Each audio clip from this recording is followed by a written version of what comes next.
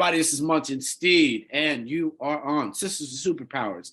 Sisters with Superpowers are rolling out. We introduce you to those who are game changers. And of course, today it is Asjha Jones. What's going on, Asjha? How are you?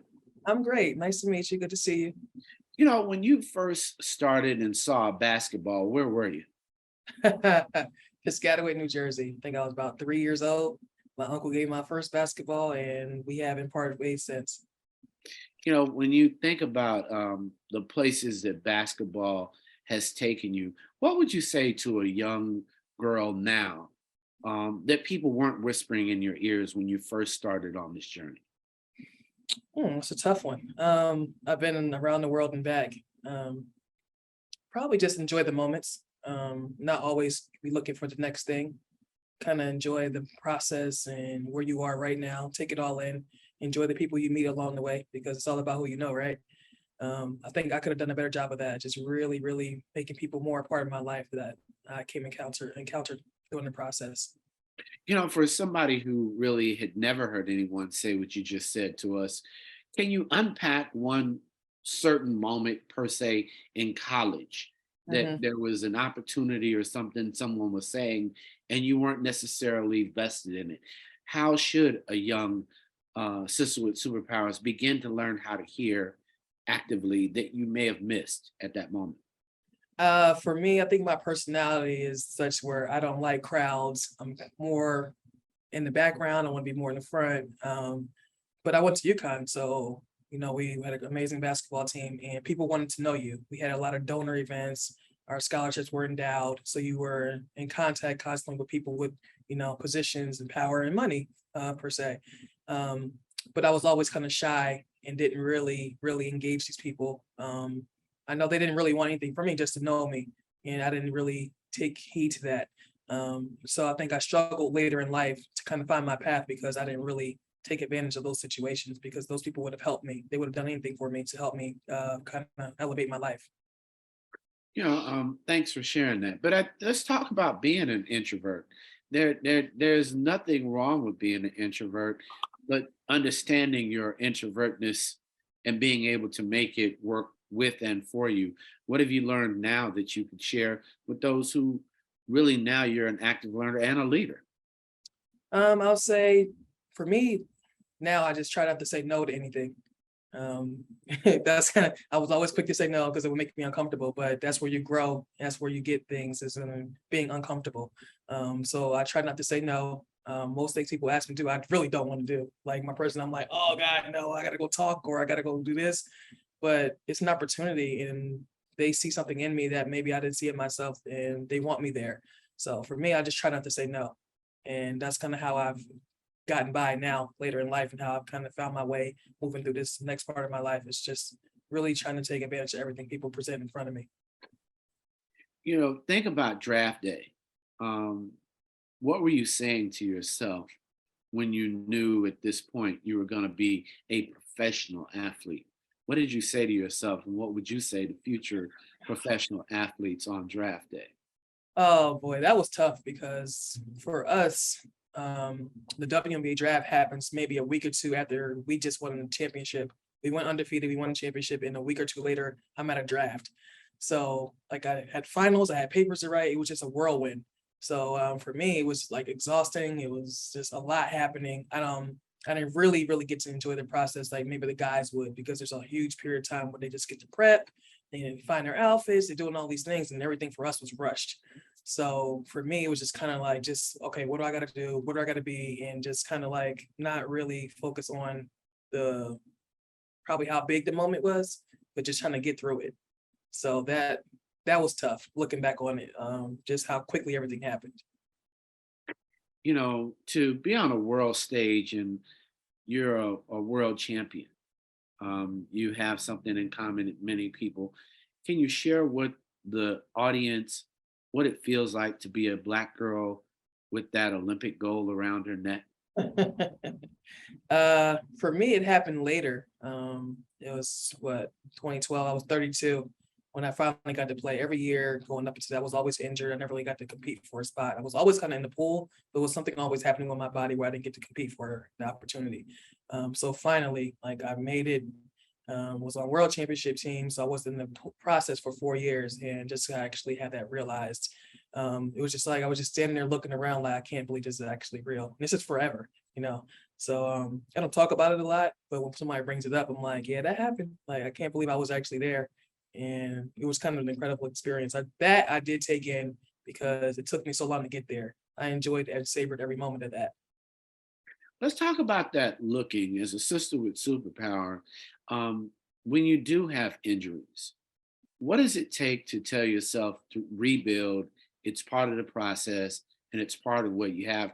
For even those people that may not just be athletes, but really just have to tell themselves, you're going to have to rehab that knee. What can you give them those words of superpower and encouragement to work through? Um, it's different as a professional athlete because you're always in pain, you're always dealing with something. Um, so kind of like just taking it day by day. For me, that's how I stated it. Because if you just look at the whole thing, it's discouraging. Like, oh my God, I'm on crutches, I can hardly walk. I'm so painful. But just every day, you just stay in that day and just do what you got to do that day, and just kind of have faith that eventually you get where you want to be. I tore my Achilles. I was in Russia and tore it from the bone, and I was out probably a year after that. And I went through a dark period at home, and I know I was a monster to be around, but in that I had actually had to go to therapy. I went through all these things to kind of rebuild myself and make me a stronger person. But just accepting that, you're you're not perfect. Things are gonna happen to you. But what are you gonna do? You're just gonna lay in this space, or you're gonna just make your life better. And for me, I think I found ways to do that. When you open that door, I often thought about a character that lays on a couch and gets up and says, "Hey, it's your turn." You said it was your turn to think about therapy. What are the two benefits that you learned about yourself by even attempting and dealing with therapy? Um, I think I learned a lot of the reasons why I do things. You know, Once I got injured, that was later in my career when I tore my Achilles, or actually tore it, and realizing that people want things from you. People always ask you for things when you're an athlete, but soon that's going to end. And I got to see that before I actually retired. A lot of athletes deal with that once they retire. For me, it happened a year early when I was going through my injury. And it's terrible. You're just used to people wanting things from you. You're used to your schedule being made and just a life that is really planned out for you. And you kind of see it, you know what every day is going to look like. But once that injury happened, it's not. Now it's on me to figure that out. And that was tough. And I had to go get help for that, to figure that out and figure out why, and make sure I knew that basketball is what I did. It's not who I am. And I don't need other people to validate my spirit and who I am. So going to therapy helped me realize that, and just kind of helped me figure out why and how I was going to grow after basketball was over. So if you look and tell yourself now, and people ask, which obviously they do, today, what is your why as you move through, continue to be a superstar? uh, it's tough because I've literally done everything I wanted to do in this life. I've won everything there is to win. I played basketball my entire life, so it's kind of hard to see after that, like, oh my God, what's going to happen next? Fortunate for me, I'm still in basketball, and there's like I'm on a plane, but there's all these things I can grow to. So I like to learn new things. I like to make sure I'm always prepared for a next opportunity. So for me, that's kind of the thing. I like to learn new things. I like digging in and figuring out the foundation of it and building the foundation for me. So that's kind of how I move. People always want to know, like, what do you want next? I'm like, I want this now, and the next will come. That's kind of how I operate. I'm not always like trying to get that thing, like, oh, you're going to be a GM or you're going to do this. I'm like, I don't know. I'm going to learn this.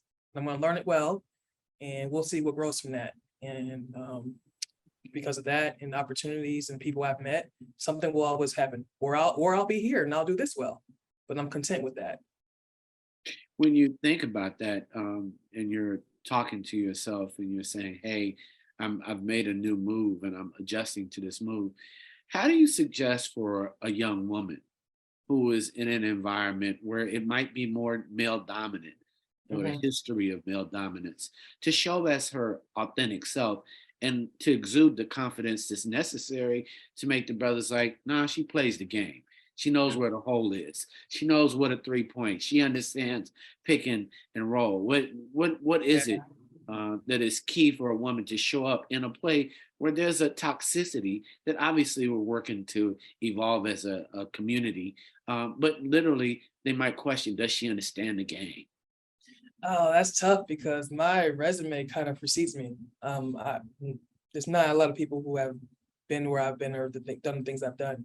So automatically that kind of gives me that already. But I think this, whatever you're doing, you do it well. And no matter what, no one can take that from you.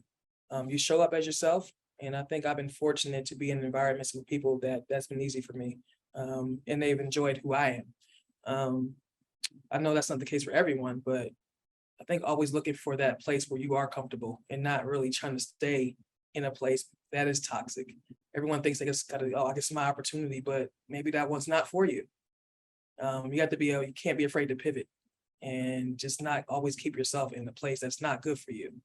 But as long, and I think you can do that and just do everything you're doing well and not always looking for the next thing, but you really need to do this thing well and be good at it because no matter what, that's your foundation. And I think a lot of people are always looking for the next thing and they never really build that foundation. So that's what I've noticed. And I always tell people, they always get upset, like, how do you get that job or how they get that job? I was like, well, if it's not for them, they can't keep it. They got it right now. Maybe you were overlooked, but you just keep doing your thing and they're going to see you because that person is not going to do that well. They can't keep that job. So that's what I kind of tell people what I come across. And and I tell you, every year it plays out that way. It does. Show up and do your thing. Show Do up your and do your thing. thing. Be yourself and work hard and do it well. And if you're not doing it well, don't expect that someone's going to give you an opportunity. You shouldn't even want it if you're not good at what you're doing. You've got your whole natural hair, which looks so beautiful and divine. Thank you. Did you ever think that sisters would just be able to rock their hair? Like, Now it's been a journey for me. My whole playing career, I kept it braided because I'm not good with hair and I want to deal with it. So my whole playing life, it was always braided. When I take it out, I look crazy and then I get it braided immediately.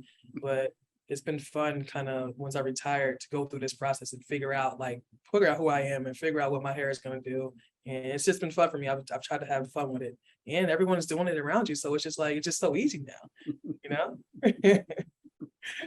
no, I love it. I love it. Continue it, continue it, continue it. Represent for all the baby girls that are just like you. It's such a spot, but rock it and let them know what we're doing.